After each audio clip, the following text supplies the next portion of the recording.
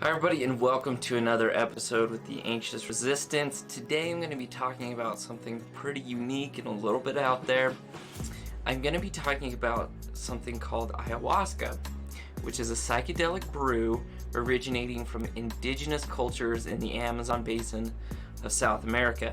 Many of you may have heard of this before, but there are some potential applications for how this works and what it could be used to do in the future of mental health. So it's something I want to discuss and talk about. So it has been used traditionally in spiritual ceremonies by native people in Peru, Brazil, Colombia, and Ecuador. The main active ingredients in ayahuasca come from two different plants. The first one is DMT, which many of you may have heard of as well, which stands for N,N-dimethyltryptamine, a potent psychedelic compound found in various plants like Psychotria viridis. DMT produces intense visionary experiences. Okay, and the other action that ayahuasca has is similar to MAOIs, which means it is a monoamine oxidase inhibitor. Ayahuasca vines like Banisteriopsis cap contain MAOI, which allow DMT to be orally active. MAOIs prevent DMT from being broken down before crossing the blood-brain barrier. So again, those two things are important to this psychedelic brew. You got to have the MAOI to prevent the DMT from being broken down. So when you combine these two ingredients, it creates intense psychedelic effects that can last 4 to 8 hours. It induces strong visual and auditory hallucinations, spiritual experiences, emotional catharsis, and insights. So a little bit about the history of ayahuasca. It has been used for centuries in spiritual experiences and rituals by indigenous tribes throughout the Amazon basin. The brew contains DMT, a psychedelic compound, and MAOIs from the Banisteriopsis caapi plant. When combined, these ingredients allow DMT to have psychoactive effects. Ayahuasca was traditionally used by shamans or healers in religious and healing ceremonies. Indigenous tribes like the Urarina, Sequoia, and Shuar have long histories of consuming ayahuasca for spiritual purposes. They use the plant medicine to open minds, connect to nature, contact spirits, and gain wisdom. Ayahuasca rituals were often guided by shamans who prepared the brew. The ceremonies focused on spiritual healing, insight, and guidance. Participants reported heightened senses, vivid visions, and life-changing introspective journeys after consuming ayahuasca. So ayahuasca has recently sparked interest for its therapeutic potential. Its origins are deeply rooted in indigenous traditions. For centuries, Amazonian tribes have consumed this plant medicine for its spiritual and introspective properties. Okay, so let's talk a little bit about how ayahuasca works. We have talked about it a little bit, but it does have that DMT as well as monoamine oxidase inhibitors from the two different plants that are mixed together. The MAOI prevent the breakdown of the DMT in the digestive system, allowing it to become orally active when ingested as ayahuasca. The psychedelic effects of ayahuasca are mediated by serotonin receptors in the brain. DMT is structurally similar to serotonin and acts as a partial agonist at several serotonergic receptors, particularly the 5-HT2A receptor. Now, it is worth noting that this is actually a similar mechanism of action to that of LSD. So activation of the 5-HT2A receptor is responsible for the subjective, hallucinogenic, and psychedelic effects. DMT also binds to sigma-1 receptors, which may modulate its psychoactive effects. The MAOI in ayahuasca boosts serotonin levels, which likely contributes to the overall effects as well. So that MAOI Some of you are familiar, there are medications called monoamine oxidase inhibitors, and what they do is they prevent that breakdown of the serotonin. So that's what happens with the ayahuasca brew as well. So not only is it activating serotonin receptors with the DMT, it is also preventing the breakdown of that DMT by inhibiting monoamine oxidase. So it's kind of just this overall effect of the entire brew works together, creates this synergistic effect, which makes it very potent.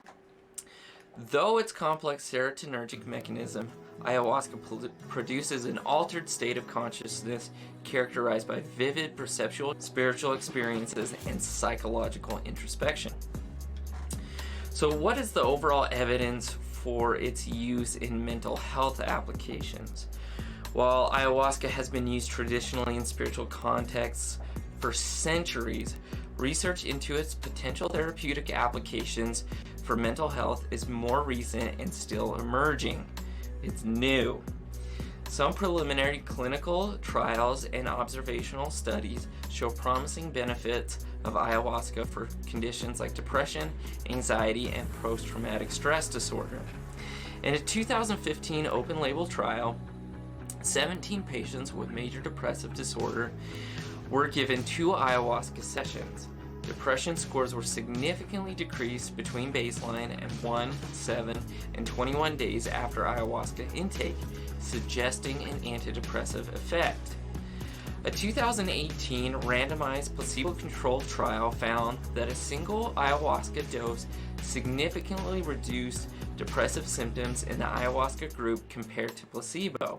The antidepressant effect was still significant at 21 days after intake.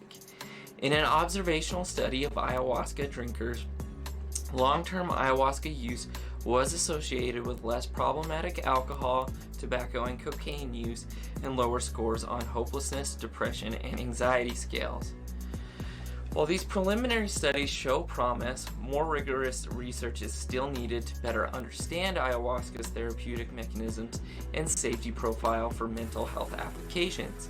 Larger clinical trials with longer follow-up are required to fully evaluate ayahuasca's efficacy as a treatment for conditions like depression, anxiety, and PTSD. More research is also needed on optimal dosing protocols and the potential risks of combining ayahuasca with other psychiatric medications. Again, that has not been established, and it is not smart to take ayahuasca with current psychiatric medications because they are going to interfere with this whole process a whole lot. You're going to end up with stuff like serotonin syndrome, and it's just going to be a hot mess. So please don't do that. Again, it is not recommended that you take ayahuasca. This article or this video is designed to present you with the research that is current and the promising effects that could be had by ayahuasca in the future. Overall, early research indicates ayahuasca may have beneficial effects on mental health, especially mood and anxiety disorders. However, due to the limited data, ayahuasca cannot currently be recommended as a standalone treatment. More research is warranted to further elucidate ayahuasca's therapeutic potential. So we really need to learn a lot more about this before it's ready to be a frontline treatment for mood disorders. But what are some potential benefits ayahuasca may have over other medications? As an experimental treatment, ayahuasca warrants more research to fully understand its benefits, if I haven't made that clear already. However, some initial studies suggest potential advantages. Ayahuasca may act rapidly to reduce symptoms of depression and anxiety, while other antidepressants we know take weeks or even months to reach their full effects. And that's with each dosage. If you're increasing the dosage over time, it's going to be months before you reach the full therapeutic potential of an antidepressant. The psychedelic compounds in ayahuasca, like DMT, may stimulate growth of new neuronal connections. I've talked before about how important it is to increase your levels of things like BDNF and neurotropic factors that can help you create new connections and allow your brain to heal. It is an important principle of neuroplasticity and something the current antidepressants do not take advantage of. So that would be really great and is a really good benefit to something like ayahuasca and some of these newer treatments that are coming out, like ketamine, MDMA use, psilocybin, those kind of things. They take advantage of that mechanism. So the mystical experiences often reported after taking ayahuasca involve a sense of reconnection with oneself, others, and the natural world. This may confer psychological benefits for some individuals. So another potential benefit of ayahuasca. So despite these possible advantages, ayahuasca should not replace conventional mental health treatment without medical supervision. Serotonin-altering medications must not be mixed with ayahuasca due to the risk of serotonin syndrome, as I mentioned before. Ultimately, more clinical research is required to conclusively compare ayahuasca to medications. However, its rapid effects and neuroplasticity promoting effects suggest it may eventually complement standard antidepressant and anti-anxiety prescriptions. Okay, so let's talk a little bit about how it is dosed. The effects of ayahuasca typically last 4 to 8 hours. So unlike prescription antidepressants, you don't have to take the ayahuasca daily. So this is something that would be used more like, say, ketamine treatments. Ketamine treatments are very popular right now and have established a lot of effective use in current mental health treatment. So this would be similar. It would be more like an episodic thing, maybe once every few months for like a year. You do an ayahuasca therapy treatment and you see the overall benefits from that. It's not a daily dosing sort of thing, so that's one big advantage to it. Again, overall, like, dosing has not been established, so it's a little bit hard to really talk about this. It's not approved. It does show promise as a therapeutic tool. It has not been approved as a medication by regulatory agencies like the FDA. The legal status of ayahuasca varies between countries. More research is still needed to fully understand its benefits, risks, and optimal therapeutic use. So again, I can't really give you a lot of insight on the dosing. Those things have to be established still and have not been. So what are some side effects and risks to taking ayahuasca? Ayahuasca use does come with risks and potential side effects. These include nausea, vomiting, and diarrhea. They are usually temporary but can be quite uncomfortable. There is a risk of serotonin syndrome, as I've mentioned before. This thing is really going to pound your serotonin receptors, so you are at a high risk of serotonin syndrome if you are not dosing this correctly.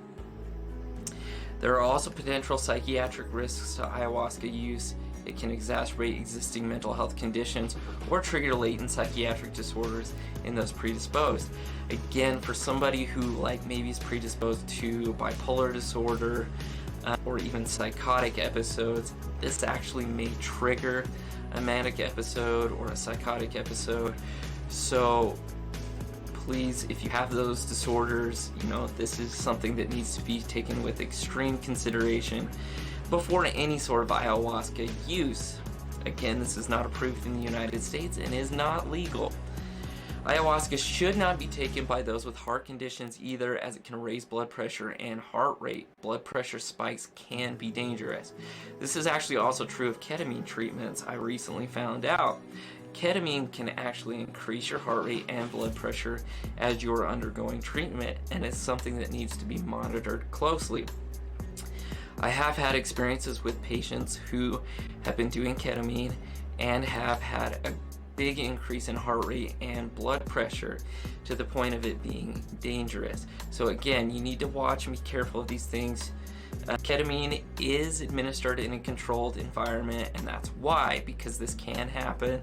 And if it does happen, you need to be in a scenario where you can be treated and treated effectively, like in a hospital. Overall, while ayahuasca shows promise as a therapeutic tool, it is not without risks.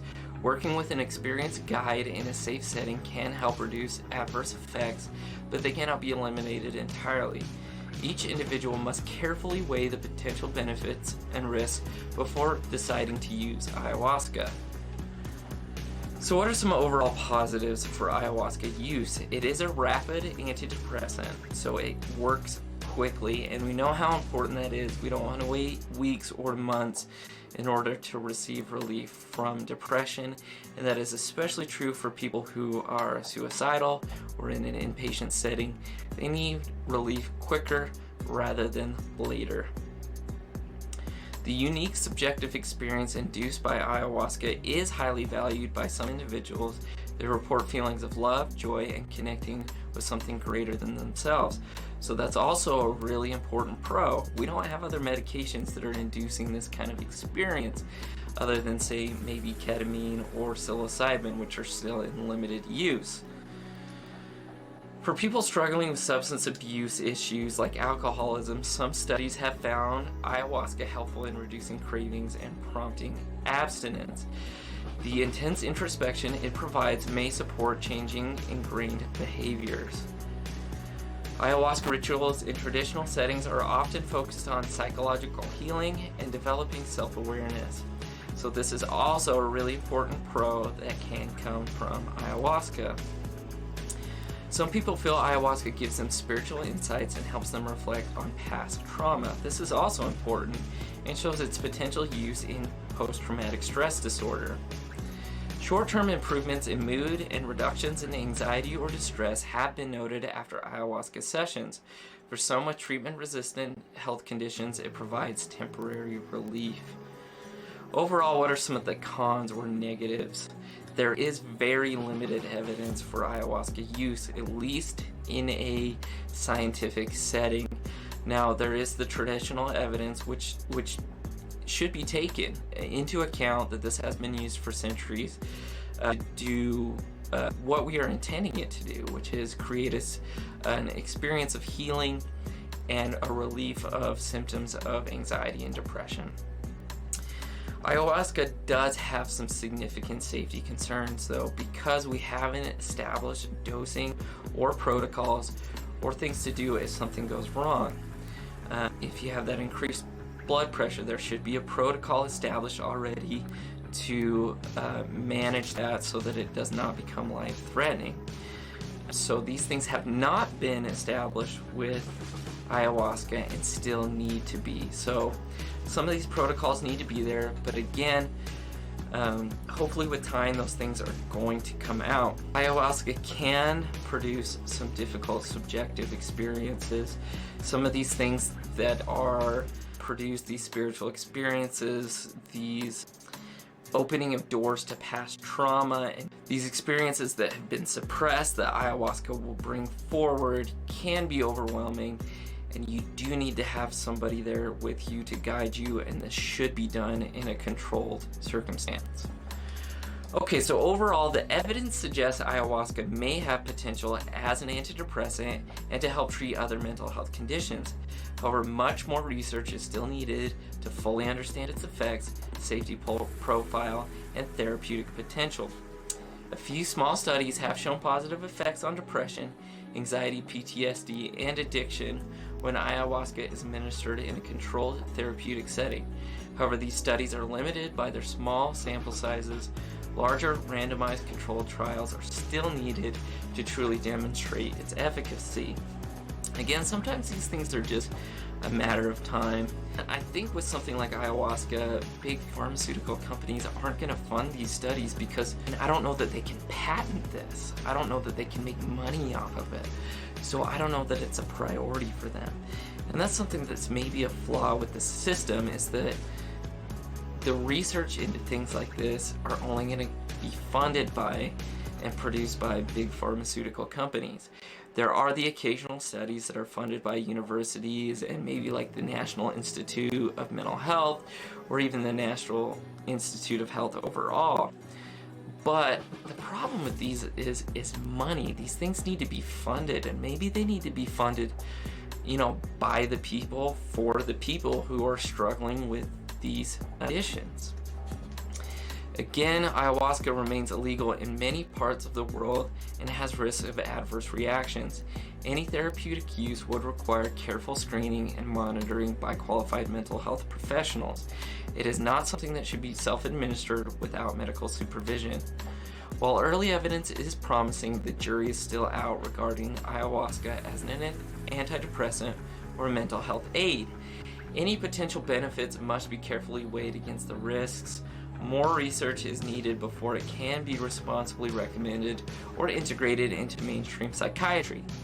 For now, conventional treatments remain a much safer option for most patients, but future research may shed more light on if and how ayahuasca could potentially help those suffering from treatment-resistant mental health conditions. Thank you guys so much for watching this video. I hope you learned something. I had a great time putting this together.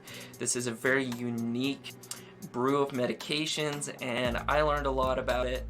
And I really think that there are some potential for psychedelic medications like these to be used in future psychiatry. Again, a lot of it is about spreading awareness and spreading, hope to people that these treatments can work. And that's part of why I like and enjoy doing this, is educating people about these things so that they can catch on, and so that doctors and researchers will look into these medications, these combinations of medications, so that they can reach the consumer, they can reach the patients who need them. So thank you guys so much for watching this. If you enjoyed it, please like the video, subscribe to our channel for more content just like this. Feel free to share it with anybody who may benefit from learning about and understanding these psychedelic medications and the future that they hold in psychiatric treatment. And thank you so much for watching this episode with the Anxious Resistance. I'll see you next time.